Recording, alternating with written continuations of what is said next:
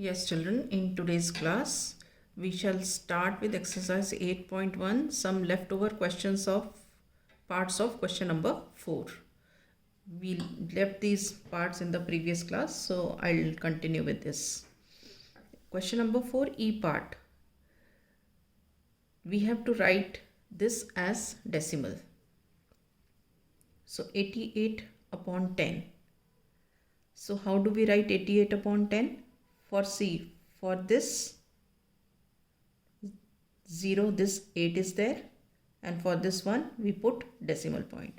So this becomes 8.8. Okay. Now 42 upon 10. We write this as improper fraction first. 10 fours are 40. 40 plus 2 is 42. So this is 42 upon 10. Okay. Now see. For this 0 we have 2. For 1 we put decimal point. So this becomes 4.2. Alright. Now we come to 3 upon 2.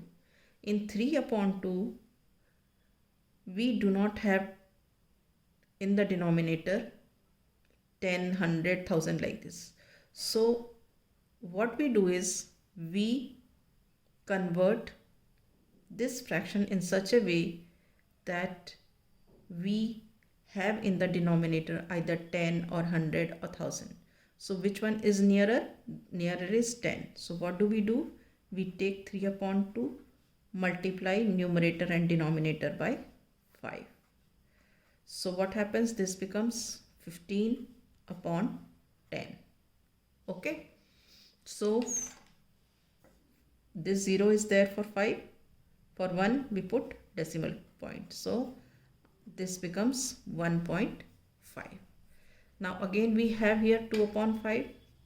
So we will convert 2 upon 5 in such a way that we have 10 in the denominator. So multiply numerator and denominator by 2.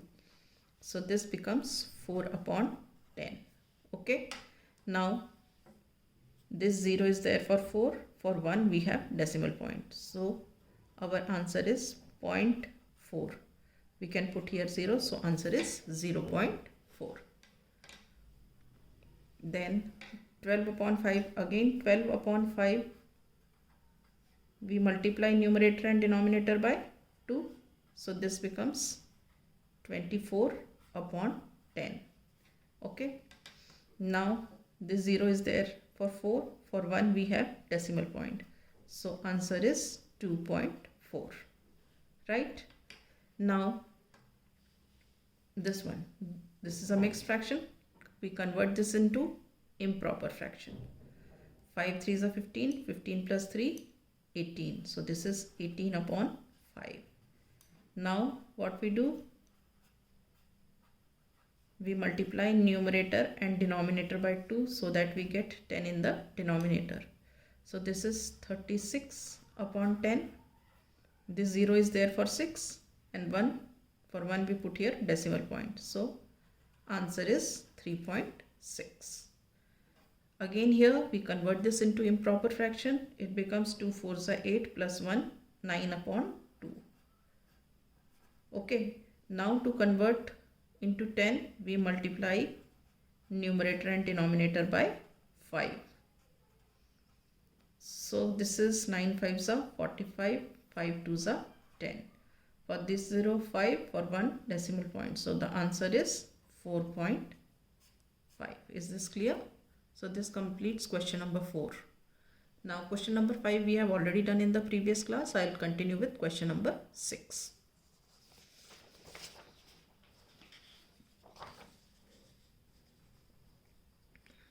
Question 6. Express the following as centimeters using decimals. Okay. We have to express the following as centimeters. ये हमें किस में दिए हैं? Millimetres में दिए हैं या सेंटीमीटर्स मिलीमीटर्स में दिए हैं, और हमें इन्हें कन्वर्ट करना है सेंटीमीटर में. तो जब हमें मिलीमीटर को सेंटीमीटर में कन्वर्ट करना होता है तो हम क्या करते हैं? गिवन मिलीमीटर्स को हम डिवाइड बाय 10 करते हैं. ठीक है. रूल क्या होता है?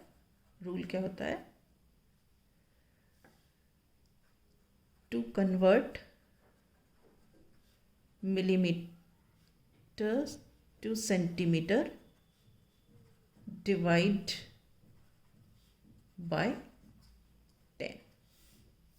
ठीक है, तो हम यहाँ करेंगे, हम क्या करेंगे, यहाँ पे ये 2 मिलीमीटर है, इसको हमें सेंटीमीटर में करना है, तो हम लिखेंगे 2/10 सेंटीमीटर. ठीक है, अब इस 0 के लिए 2 है और 1 के लिए पॉइंट है, तो आंसर क्या हो गया 0.2 सेंटीमीटर. ठीक, नेक्स्ट देखो 30 मिलीमीटर.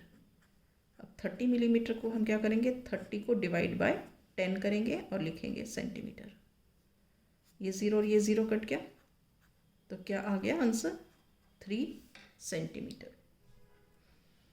नेक्स्ट देखो 106 मिलीमीटर है. 106 को हम डिवाइड करेंगे 10 से and this becomes centimetre here. अब इस 0 के लिए 6 है, 1 के लिए पॉइंट आ गया, तो क्या हुआ 11.6 centimetre. Clear? Okay, now coming to this. अब ये देखो, ये तो सेंटीमीटर में ऑलरेडी है, तो इसको हम एज इट इज़ लिख देते हैं 4 सेंटीमीटर प्लस 2 मिलीमीटर. तो ये तो हमारे पास ऑलरेडी है, इसका तो कुछ नहीं करना, ये एज इट इज़ जाएगा. प्लस अब इसको सेंटीमीटर में करना है, मतलब इसको डिवाइड बाय 10 सेंटीमीटर. ठीक है, तो 4 सेंटीमीटर प्लस इस 0 के लिए 2 है और 1 के लिए पॉइंट, तो ये क्या हो गया 0.2 सेंटीमीटर. अब 4 सेंटीमीटर और 0.2 सेंटीमीटर मिलके क्या हो गया 4.2 सेंटीमीटर. इसके अलावा आप यहाँ पे ऐसे भी समझ सकते हो, ये टेंथ्स TNTHS टेंथ्स प्लेस हो गया तो ये 0.2 हो गया, और ये 1 प्लेस हो गया तो ये 4, तो 4.2 आप डायरेक्टली भी यहाँ से लिख सकते हो. क्लियर?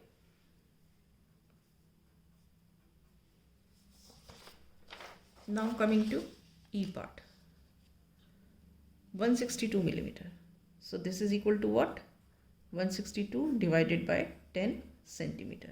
इस 0 के लिए 2, 1 के लिए पॉइंट, तो this is 16.2 centimetre. F part 83 millimetre, this is equal to 83/10 centimetre. This is equal to what 8.3 centimetre. इस 0 के लिए 3, 1 के लिए point. Clear? So this completes question number 6. Now coming to question number 7. In question number 7, it is given between which two whole numbers on the number line are the given numbers line. ये जो numbers हैं ये किन दो, जैसे मान लो ये 0 point है तो 8 है, तो ये 0.8 किन दो numbers के बीच में लाई करता है, and that two whole numbers. Which of these whole numbers is nearer to the number? ठीक है, अच्छा अब देखो जैसे 0.8 है, अब 0.8 कहाँ पे लाई करेगा, 0 और 1 के बीच में लाई करेगा, मतलब जैसे हो गया ना 0.1, 0.2, 0.3, 0.4, 0.5, 0.6, 0.7, 0.8, 0.9 और फिर 1. ठीक है, तो हम क्या लिखेंगे, it lies between 0 and 1. It lies between 0 and 1 and is nearer to 1. ये 1 के ज़्यादा पास है, 0.8 यहाँ कहीं पे आएगा, तो जो कि 1 से करीब है तो हम कहेंगे इट इज़ नियरर टू 1. अब आ जाते हैं 5.1. 5.1 कहाँ लाई करेगा, यहाँ कहीं है, इनके बीच में लाई करेगा 5.1. तो 5.1 किसके ज़्यादा करीब है, 5 के कि 6 के, 5 की तरफ ज़्यादा, बिकॉज 5 और 5.1 यहीं कहीं होगा, है ना. तो हम लिखेंगे इट लाइज बिटवीन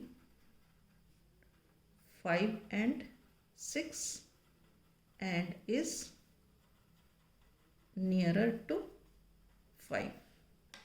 ठीक, अब नेक्स्ट है 2.6. 2.6 कहाँ लाई करेगा, इन दोनों के बीच में कहीं लाई करेगा 2.6. ठीक है,